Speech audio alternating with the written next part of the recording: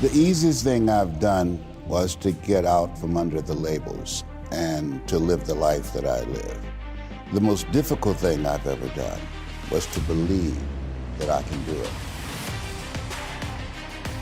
The difference is that when you don't know what's impacting you, and it's something that's holding you down and you're not aware of it. There are things that when you, in my situation, when you live in a dominant culture that is designed to destroy your sense of self and your belief in yourself, and you have to learn ways in which you can begin to connect with this power that you have within yourself to handle where you are. The key is to be constantly in a perpetual process of discovering the truth of who you are and fighting constantly to look for ways in which you can escape the inner conversation. Between ages 0 and 5, we determine what's available to us and what's not available to us. And so that was a defining moment. I knew there are certain things I could not do, certain places I could not go. They used to have signs on Miami Beach that said, Jews, dogs, and coloreds not allowed. And so now you have to operate within the constraints of the dominant society and the things that they've created for you. And it's a challenge to see yourself beyond that and to work to get outside of that even after those laws have changed, because that has become so much a part of you. You unconsciously operate within the parameters of what has been put in place. Like you're driving on the expressway, the 405, and you'll get off on an exit that you weren't going in that direction, but you unconsciously did it because you've done it so many times that many people, because they're not making a conscious, deliberate, determined effort to think outside of what life has thrown at them, they end up doing the same thing over and over and over again. Einstein said that thinking that has brought me this far has created some problems that this thinking can't solve. And so through relationships, through reading, through studies, through goals and dreams beyond your comfort zone, it allows you to begin to live out of your imagination as opposed to out of your history. Disney said, the imagination is a preview of what's to come.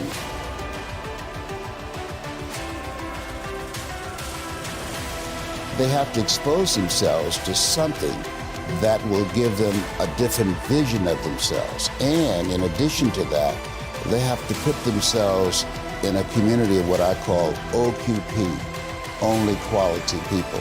A gentleman who dramatically transformed my life, I was a junior at Booker T. Washington High School in Miami, Florida.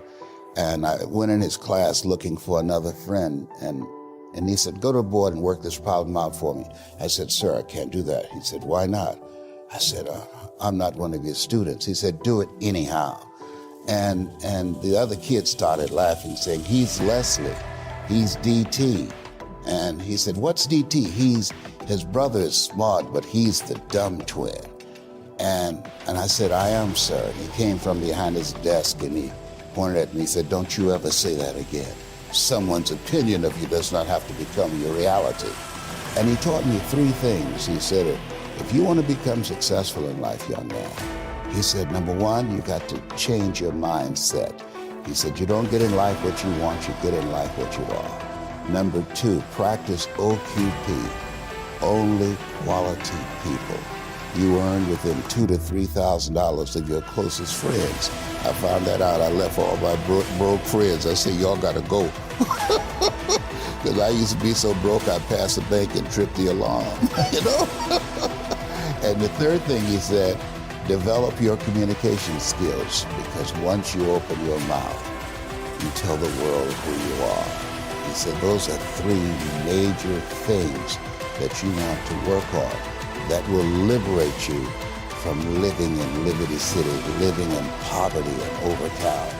It will help to escape out of where you are right now, because I see you watching me and I know you want more. I can see the hunger in your eyes.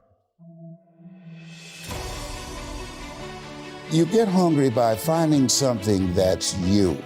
I believe that all of us are born unique, but most of us die copies. You got to find out what is it that turns you on, what resonates with you. One of the things that I realized and what allowed me to become successful as a speaker, the speaking industry has been hijacked by people who speak to sell. And it's okay to do that and make money. I speak to change lives because somebody spoke and changed my life. So this is my passion. This is my drive. This is something that I feel in my heart. And so the key to that hunger-driven life is a heart-centered life. I didn't do what I'm doing for years because of my programming, because of the culture in which I was raised in. I would see other people with degrees and PhDs and MBAs and credentials I don't have, and I convinced myself I couldn't do it. But Mr. Washington, on that day, we became friends, and he taught me not only someone's opinion of you does not have to determine your reality. He said that you have to work on yourself. You have to have an unstoppable attitude, and no excuse is acceptable, and you've got to make it a priority, a non-negotiable in your life, and hold a constant vision of what it is you want to achieve. See it accomplished and go all out. Find a way to win in spite of the setbacks, in spite of the disappointments, in spite of your failures. I tell people when I'm giving presentations, you will fail your way to success. I have a saying, is life knocks you down, try and land on your back, because if you can look up, you can get up. And so those experiences of going after goals that's beyond your comfort zone, and having relationships that will challenge you, and surrounding yourself with coaches and mentors who can take you to a place within yourself that you can't go by yourself because you can't read the label when you're locked in the box. And so those experiences, they challenge you to go to that next level and continue to move forward in your life, doing new and exciting things that eye has not seen, ear has not heard, nor is it in the heart of mankind what God has in store for you when you live a heart-centered life, deciding that you're going to live a life that will outlive you. You're going to live a life that counts, a life that will build a legacy and change the planet. You know, Horace Mann said, we should be ashamed to die until we've made some major contribution to humankind. And so my goal is to make a major contribution to humankind.